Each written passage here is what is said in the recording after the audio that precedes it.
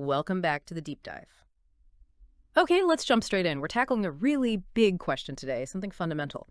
How does one person, just one individual, like you listening right now, how do you actually influence these huge systems around you? Yeah, like your school or your town, maybe even the whole country. Exactly. It feels like this massive connection problem sometimes, doesn't it? For sure, you hear that phrase, a small cog in a huge machine. Right. But honestly, the sources we looked at, they pretty much show that metaphor is just, well, wrong. You're not a cog. You're more like a vital part of the structure itself. The beam, maybe?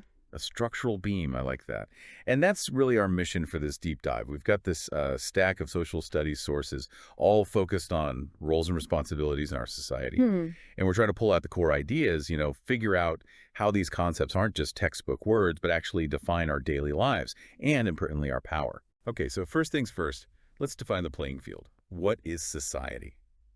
The material's pretty clear on this. It's way more than just a bunch of people living in the same place. Right, not just geography. No, it's Oh. an active system, and it's built on sort of three key things: cooperation, shared values, and this really crucial one, interdependence. Interdependence. Yeah, that sounds like the heavy hitter there. It really is. The sources kind of frame society like this massive pyramid almost, and it's all built on the idea that no single part can survive alone. Nobody's an island.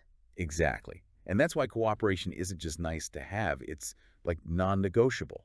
If people stop cooperating. I mean, imagine if the folks who rely on garbage collectors suddenly decide they don't need them. Or the collectors decide they don't need the rest of us. Right. The whole system just grinds to a halt, freezes up. And it's fascinating because society isn't just one monolithic thing, is it? It's layered, like you said, an onion maybe. Yeah, that's a good way to put it. You got the really small, close layers, your family, your best friends, maybe a sports team.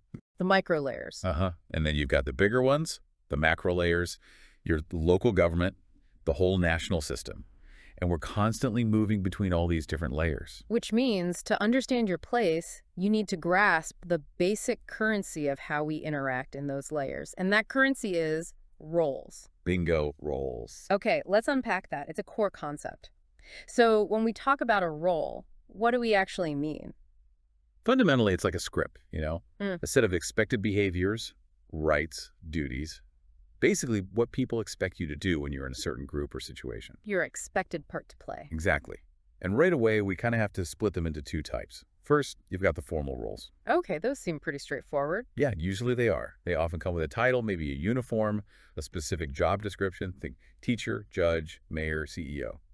You get the idea. Got it. But then there are the other kind. Right, the informal roles. And these, honestly, are often the real social glue holding things together. So what are some examples? Well, think about, like, the person in your friend group who always remembers everyone's birthday.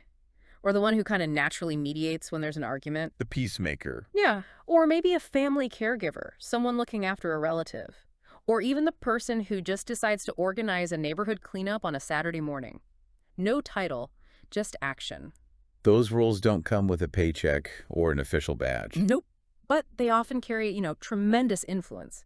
Just think about your own life for a sec. Okay, you're a student that's formal. Right. But informally, maybe you're the friend who's always got the best advice.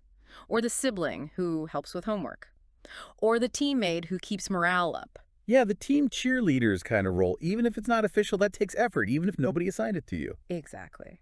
And we take on these informal roles because they fill needs. Needs that the formal structure sometimes just misses. Which leads us straight into why these roles, both formal and informal, aren't just like convenient labels. They're actually essential for society to work. Yeah, they are structurally necessary. Oh. They bring order. They set clear, predictable expectations.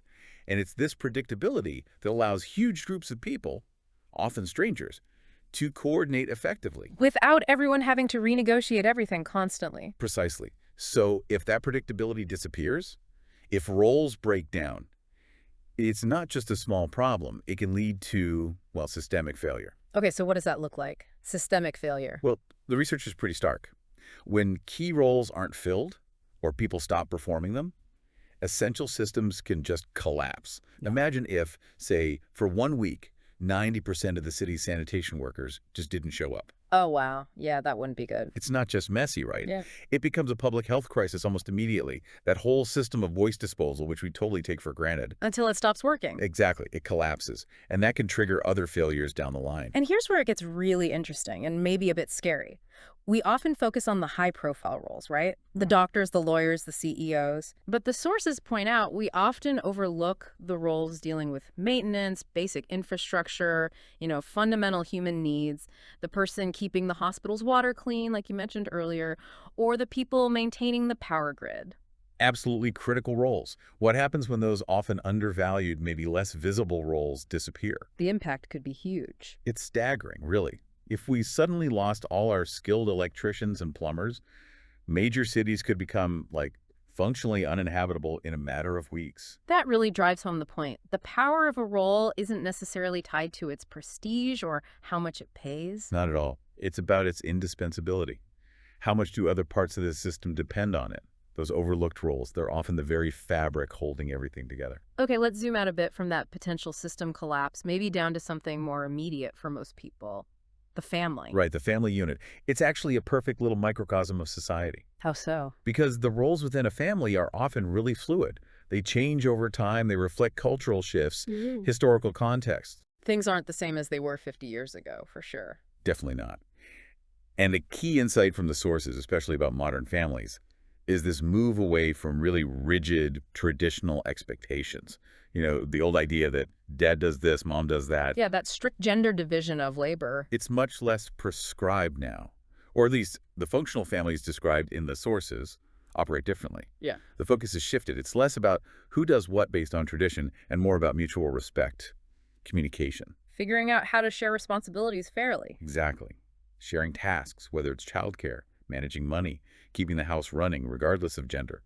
The sources really stress that clear communication and mutual accountability are the engines now, not just tradition. Okay, so moving outwards again, from the family, let's talk about civic roles. Community action. This is where your personal actions start to ripple out into the public sphere, right? Totally. When you decide to be an active community member, not just someone living there, you take on civic duties. And that can mean a lot of different things. Oh, yeah.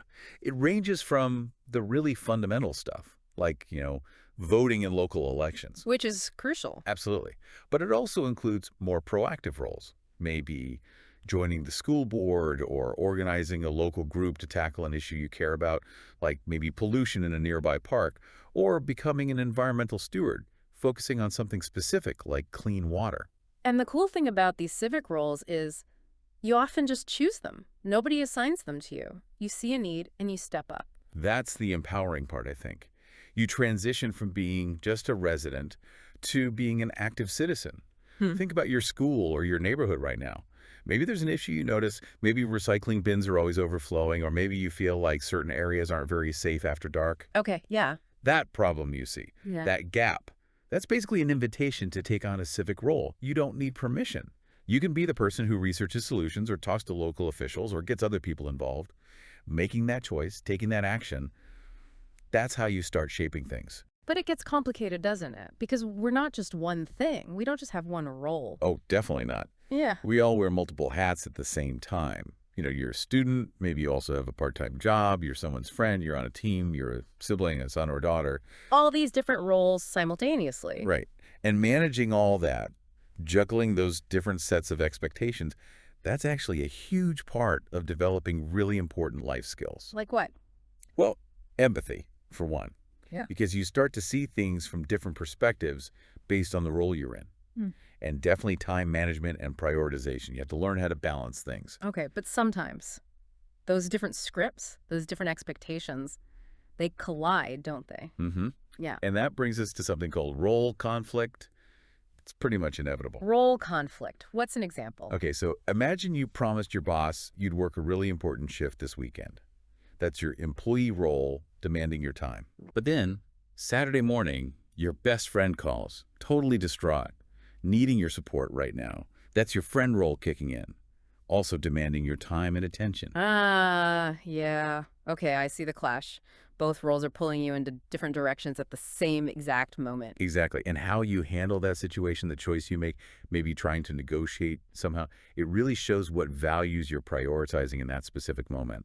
It can mean making tough choices, dealing with the fallout. And speaking of value, this seems like a good point to tackle a pretty difficult truth the sources bring up Hmm. about how society values different roles. Yeah, this is critical, the concept of social value and equity.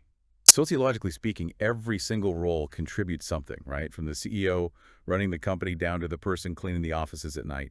They all add value to the But, system. but that's not always how they're treated. No, historically, and even now, because of things like social status, income differences, sometimes race or gender, Hmm? some roles are just profoundly undervalued, disrespected even. Which is wild because we just established that some of those lower paid, lower prestige roles, if they suddenly stopped, the whole system could crash. Precisely. The janitor, the sanitation worker, the farm laborer, Mm-hmm. these roles are fundamental to that interdependence we talked about, but we often ignore them or look down on them until there's a crisis. So this brings us to a really important principle mentioned in the sources. Dignity. Yeah. The idea that real respect means recognizing the inherent dignity and the effort behind all kinds of work. We need to make sure the respect we give is equitable. It should be based on the role's necessity, its contribution to the whole, not just its salary or its perceived status. That distinction, necessity versus salary or status, that really makes you think, doesn't it? It does. And it leads to this fantastic debate question, perfect for getting people thinking critically. Should essential workers, and we're talking nurses, grocery clerks, sanitation staff, teachers, the people who keep the absolute basic functions of society running? The ones we really relied on during crises. Exactly. Should they be paid more than, say, top professional athletes or huge celebrities? Why or why not? Ooh, that's a great question. It really forces you to confront how we assign value, doesn't it? Yeah. Market value based on entertainment versus functional value based on keeping the community alive and healthy. It's like a litmus test for our societal values, really. Definitely. Wow.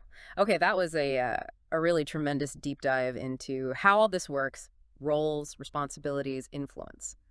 Before we wrap up, let's quickly recap the main takeaways, the big three. Sounds good. So first, roles. They're the connections. They link people and systems, and they're what keep these huge social structures running, hopefully smoothly. Without them functioning, you Yeah. get failure. Connection and function. Second takeaway? Everyone that means you listening has all these overlapping responsibilities. Yeah. Civic, social, personal. And whether you actively think about it or not, you are shaping your community just by participating. You're an active player, You can't really opt out of having an impact. pretty much. And finally, number three, focusing on equity, making sure we respect the dignity in every role. That actually strengthens the whole community. A society that truly values all its necessary parts is just, well, healthier, more resilient. Okay, connection, participation, and equity. Got it. So we've looked at how things work now, but the final thought is about the future. Yeah, looking ahead, we want you to think about this. What role do you want to play in shaping the future of your community?